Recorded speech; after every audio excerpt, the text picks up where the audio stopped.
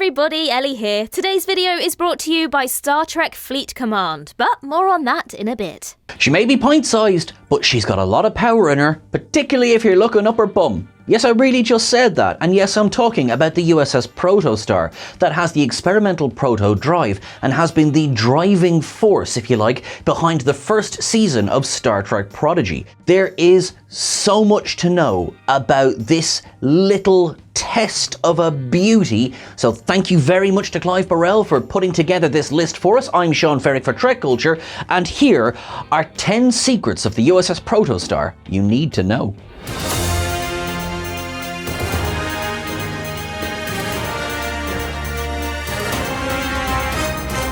Our top story this evening.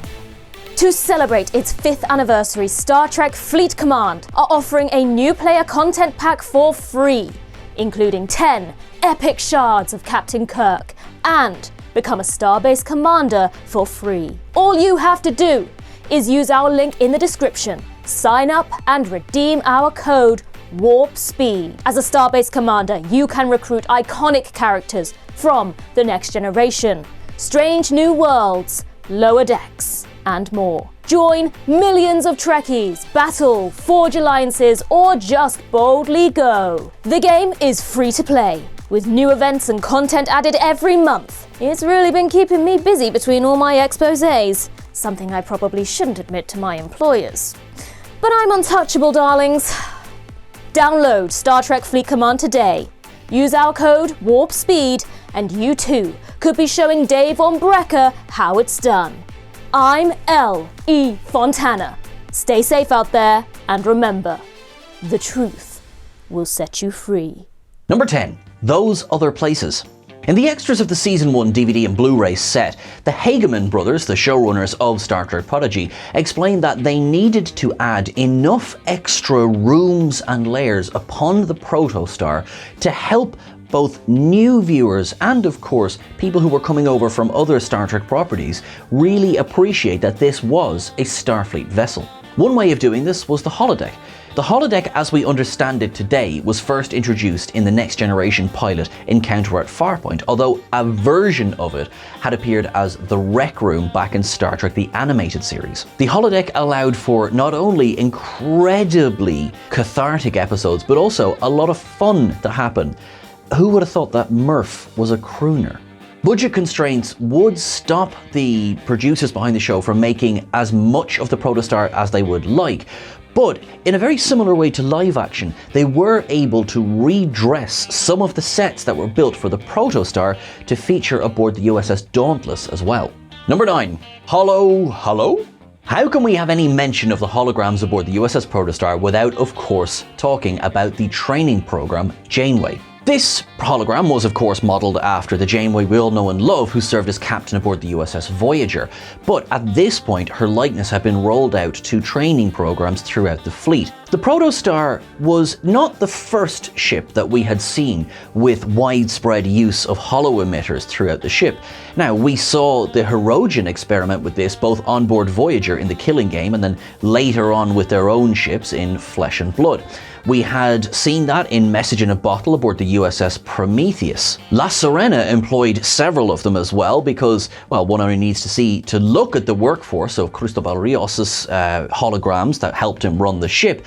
And the Drukmani ship was updated with holo emitters in the recent Lower Decks episode, A Few Badges More. This allowed Kate Mulgrew a bit more range than usual in that she gets to play both the training program Janeway and, of course, the real Admiral Janeway in Prodigy's first season as well. Of course, as we saw in the episode Kobayashi, Janeway wasn't the only legacy character brought back in holographic form.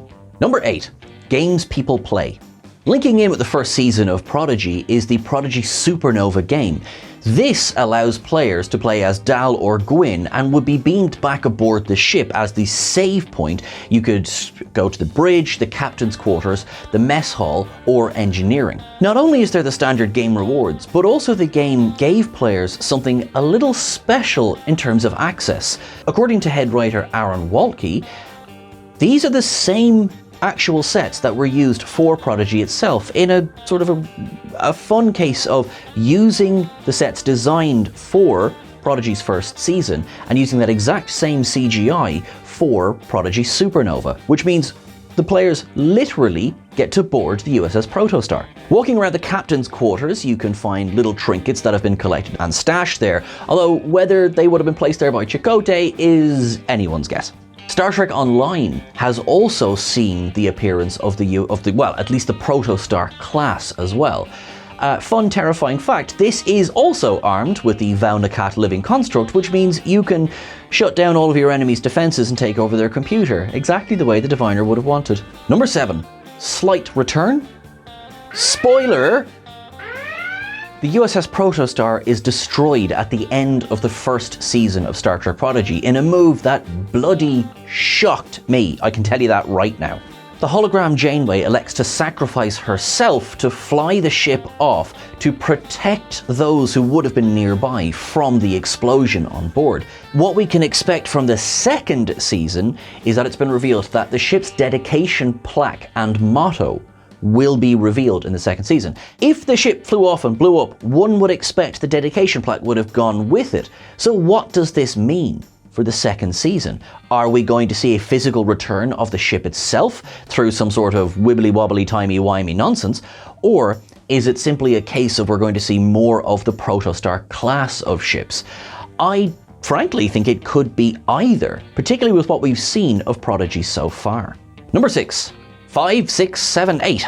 Believe it or not, steps have always been a part of Star Trek starships from the beginning, although you might find yourself recognizing things like Jeffries tubes or turbolifts a bit more readily. Not so of the USS Protostar.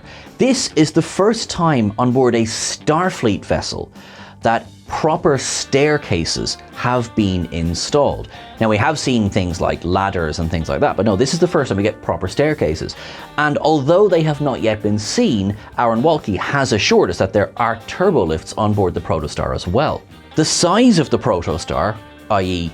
tiny, for a starship, actually suggests that stairs are probably just as efficient a way of getting between the decks as on any of those other starships as well. There's one other thing that stands out at the base of the staircase, which is a large floor-covering Federation emblem too. While it might not have as many areas as, say, the Galaxy-class ships, we have been assured there's still more to see on the Protostar class. Number 5. Never a bridge too far. The bridge of the USS Protostar features several important elements that are unique to this design. First of all, if you look at all of the consoles and chairs, they're all facing toward the front of the bridge. This was a deliberate decision so that everyone who was stationed on the bridge would be able to be a part of the action.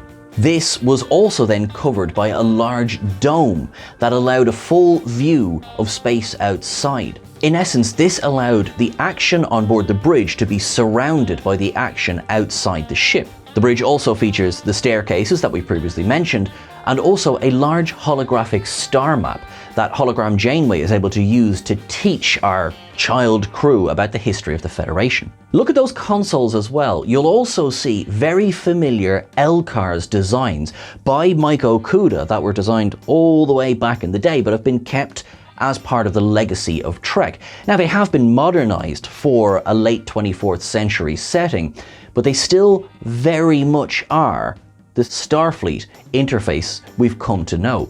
Look closely as well and you'll see that not only does the ship have phaser banks, it also has phaser cannons. It's one tough little ship. Number 4, landing the part. The Protostar is equipped with landing gear. Now, it's not the first ship to be equipped with landing gear. In fact, if you go back to the original series, the saucer section of the Constitution class was equipped with landing gear, as that saucer section was designed to be used as an escape raft in times of emergency.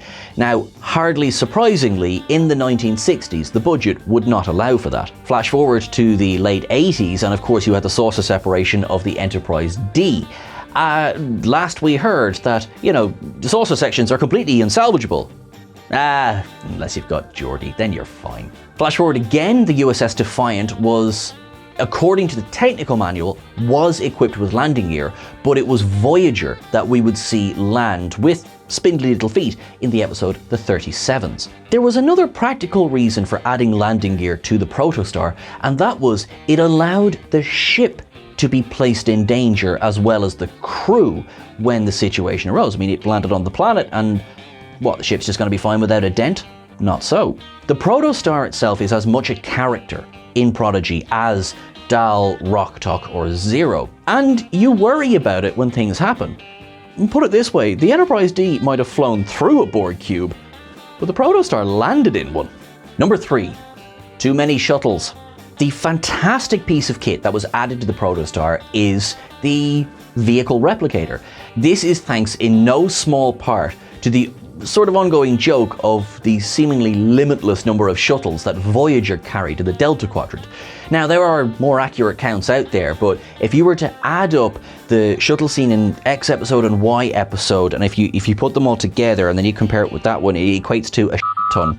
So, the Protostar's vehicle replicator was a way of addressing this. The vehicle replicator, naturally located in the cargo bay, was a way to create ready-made and also purpose-built shuttles for missions. I mean, think about it. We saw things like the Runaway, a submersible, and, you know, a semi-functional life raft as well. In fact, on the Runaway, this was this was a fun design, because once it was established that the Protostar would land and that front hatch would drop down, that allowed them to effectively place a car on the ship. Looking at you, Argo. But the design of the Runaway is even more fun, because it was based on a dog lying down with its paws out in front of it. And I automatically love it. I love dogs. There we go. Runaway, favorite ship. Number 2, starring role. The engineering section, or more specifically the warp cores, plural, are described by director Ben Ibon as the beating hearts of the ship. Throughout the Protostar, the decks are filled with technology that expands out from the engineering section. The whole ship is effectively built around the nacelles and these warp cores. There is also a hidden drive that emerges when the Protostar drive itself is activated. The reason it has 2 standard warp cores, according to Aaron Waltke, is that it takes an immense amount of power to run the proto drive while it's in operation. So effectively, they needed 2 warp cores just to maintain containment. There's no real number on exactly how fast the Protostar drive is. Aaron Waltke commented that they knew it had to be faster than Slipstream, but they needed a longer cooldown period between jumps. Otherwise, you've just negated the need for warp cores or wormholes. Another inspiration, if you like, for the Protostar is that the Hagemans described the Enterprise D as this glorious, gorgeous ship that didn't really do anything when it went to warp. Think about Voyager. At least the nacelles rose and went back down again. So this is their take on that. It's a glorious, gorgeous ship that gets cool as hell when it goes to proto-warp. Fun fact. This is the first class of ship that's named after the type of drive that runs it. Number 1, NXT Up. Detailed by the Hagemans and, of course, co-producers Ben Ibon, the NX designation allowed the design of the USS Protostar a lot of leeway because it would be an experimental ship. The fact that it was a prototype starship allowed the creative team so much leeway.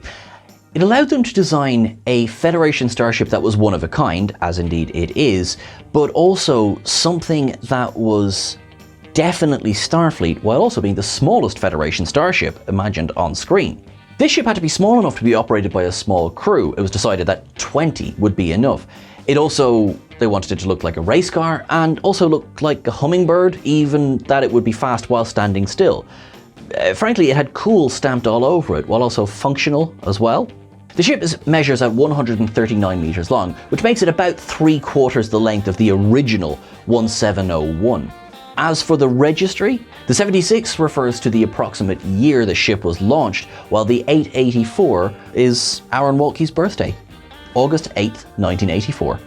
Happy birthday, mate.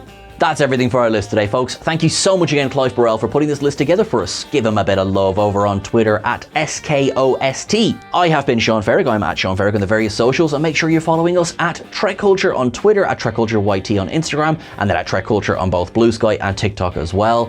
My friends, Jetidovo i prostvitati. Thank you so much to everyone for watching. Our friends in the Middle East, stay safe and know that we are with you.